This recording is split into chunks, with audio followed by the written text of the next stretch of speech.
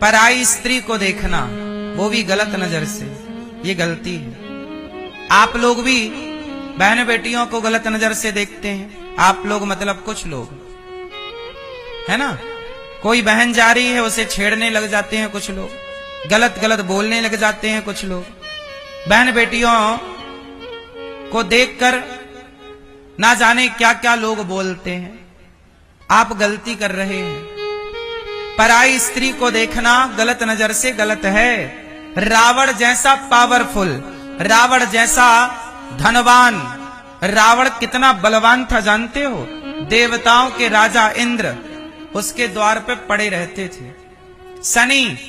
शनि को वो अपने सिंहासन के नीचे दबा के रखता था।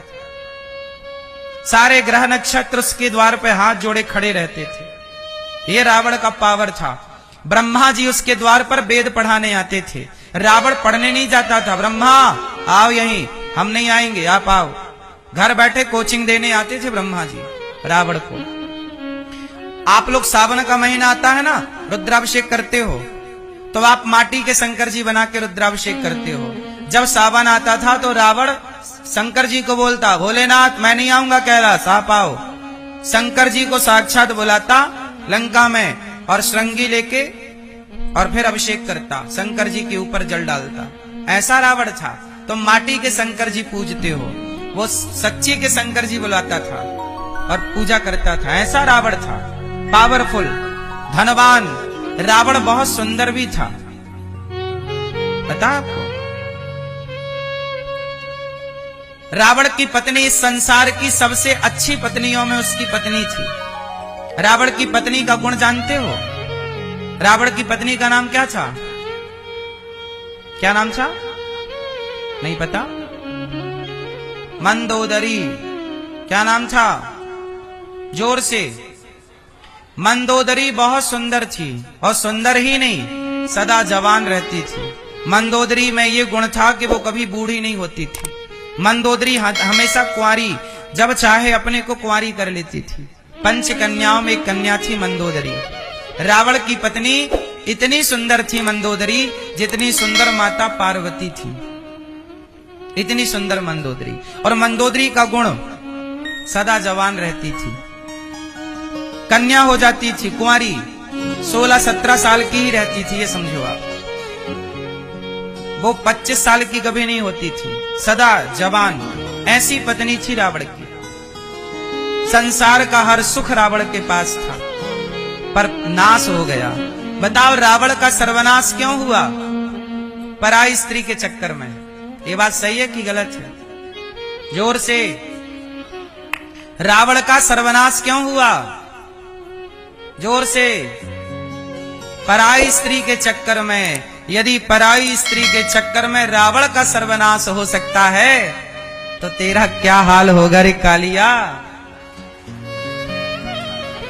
यदि तू भी पराई नारी के चक्कर में पड़ेगा, क्या होगा? इसलिए कहता हूं कि अपना भला चाहते हो तो इतिहास से सीखो। इतिहास सबसे बड़ा दर्पण है। इतिहास सबसे बड़ा, जोर से, दर्पण है। इतिहास से जो सीखता है वो समझदार है, और इतिहास से जो नहीं सीखता एक नंबर का मूर्ख है। इसलिए रावण से सीखो कि रावण ने पराई नारी का स्पर्श किया, सर्वनाश हो गया। आपको बचना है। कितने लोग बचेंगे? पराई स्त्री से बचेंगे जो हाथ उठाएं वो। क्यों? सरकार हाथ बात नहीं उठ रहा है। दादाजी बचोगे? बच के रहना।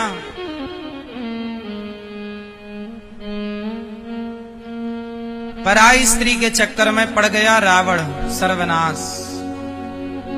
गलती मत करना। भगवान ने सबको सुखी बनाकर भेजा। संसार में सब लोग सुखी हैं, दुखी क्यों होते हैं? वो गलती करते हैं। तो आप में से कितने लोग गलती नहीं करेंगे? ये बात केवल पुरुषों के लिए नहीं है, स्त्रियों के लिए भी है।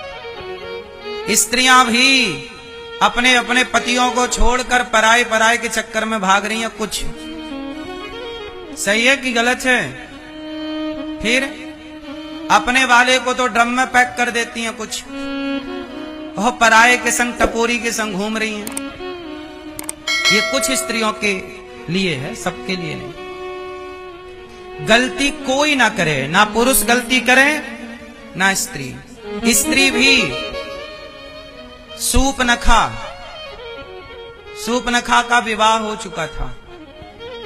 पति का नाम था विद्युत जिह्वा। राम के पास आई, बोली आप बहुत सुंदर हैं। राम जी बोले क्या चाहती हो?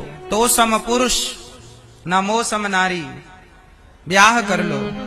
राम जी बोले हमारा तो विवाह हो चुका, आपका हुआ कि नहीं? बोल रही है मैं तो कुंवारी हूं, जबकि शादीशुदा है। सूपनखा राम जी से कहती है विवाह कर लो। राम जी बोले हम नहीं करेंगे। लक्ष्मण जी के पास गई, आप कर लो। लक्ष्मण जी बोले हम तो राम के दास हैं, यदि हमसे विवाह करोगी तो हम तो राम के चरण दबाते हैं, आपको सीता मैया के पांव दबाने पड़ेंगे। बोले हम पांव नहीं दबाएंगे। तो लक्ष्मण जी बोले वह राम से जाके कहो कि हमसे ब्याह करें। कभी राम के पास, कभी लक्ष्मण जी के पास कहती हमसे विवाह कर लो। ना तो राम जी ने स्वीकार किया, ना तो लक्ष्मण जी ने स्वीकार किया। अच्छा, राम लक्ष्मण ने क्यों स्वीकार नहीं किया? जबकि सूपनखा तो सूपनखा तो बड़ी सुंदर बन के आई ना, बड़ी सुंदर थी। वो भी सुंदर बन के आई थी नहीं, कर लिया उसने अपने को। माया जानती थी तो रूप रंग बदल लेती थी। बड़ी सुंदरी बनकर आई, लेकिन ना तो राम ने देखा उसकी ओर, ना तो लक्ष्मण जी ने देखा। क्यों? हम भारत के पुरुषों के संस्कार ही यही हैं कि हम पराई नारी को देखते ही नहीं आंख उठा करके। ये संस्कार है हमारे।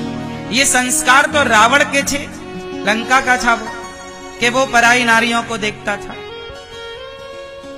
इसलिए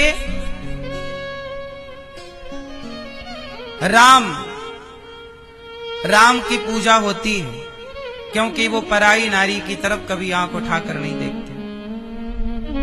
तो आप लोग रावण की तरह बनना पसंद करोगे कि राम की तरह? सूपनखा की तरह बनना पसंद करोगी कि सीता मैया की तरह? अच्छा ये बताओ, आप स्वतंत्र होना चाहते हैं कि नहीं? क्यों मैया? ओ लाल मैया, देखो कैसे सिर घुमाए के पंचायत चल रही है। मैया, ओ मेरी माँ, सुन लो, आप लोगों को स्वतंत्रता चाहिए कि नहीं? किस किस को स्वतंत्र होना है? कोई रोक टोक ना हो, ना हमें माँ रोके ना बाप रोके, हमारा जो मन करे वो हम करें। कितने लोग स्वतंत्र होना चाहते हैं? कोई रोक टोक नहीं। कितने लोग स्वतंत्र होना चाहते हैं? आप स्वतंत्र होना चाहते हैं? किससे? माँ बाप से? कोई रोक टोक ना हो, कोई रोके ना, कोई टोके ना, हम जो करें करने दिया जाए, कोई रोके ना, यही स्वतंत्रता? देखो बहुत लोगों ने हाथ उठाया कि हमें स्वतंत्र होना है। अच्छा ये बताओ, रावण स्वतंत्र था या राम स्वतंत्र है? सूपनखा स्वतंत्र है या सीता मैया स्वतंत्र है? उत्तर दो। कौन स्वतंत्र है बेटा? रावण स्वतंत्र है या राम?